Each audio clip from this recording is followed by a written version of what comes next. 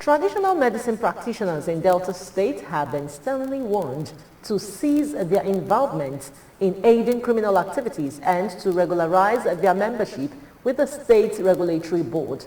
This directive was issued during the meeting of the Oshimili South chapter of the Delta State Traditional Medicine Practitioners held on Friday at the board's headquarters in Asaba. The gathering was convened to reaffirm members' commitment to the profession and to inaugurate task force committees assigned to identify and eliminate fraudulent practitioners operating under false pretenses. Addressing the assembly, the chairman of the Delta State Traditional Medicine Board, Dr. Ogbogodo Ogomu, cautioned practitioners against providing criminal elements with charms, amulets, or other diabolical tools for their illicit operations. He emphasized that aiding kidnappers, hired assassins, armed robbers, cyber criminals, and similar offenders through traditional means constitutes a criminal offense and would not be tolerated. Are now working with the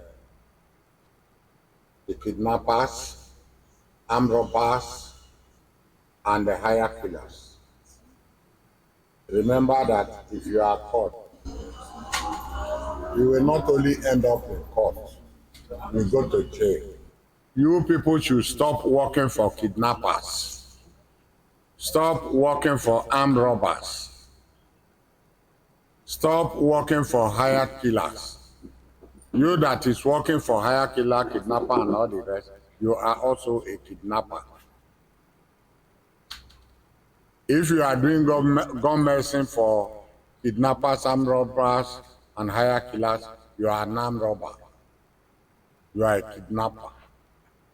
Therefore, if you are caught by the task force, you will not only end up in court, you will go to prison.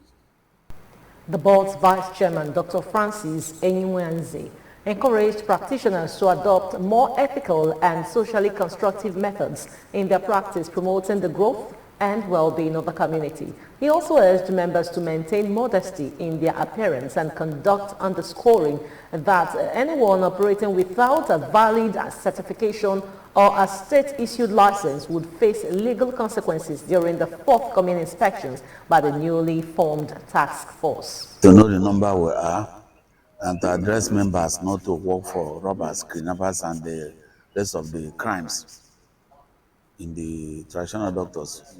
We have to make peace so that traditional doctors will have peace and not to work for robbers, kidnappers, and to know who is with license and not with license. Because anybody now who not with license is not a traditional doctor.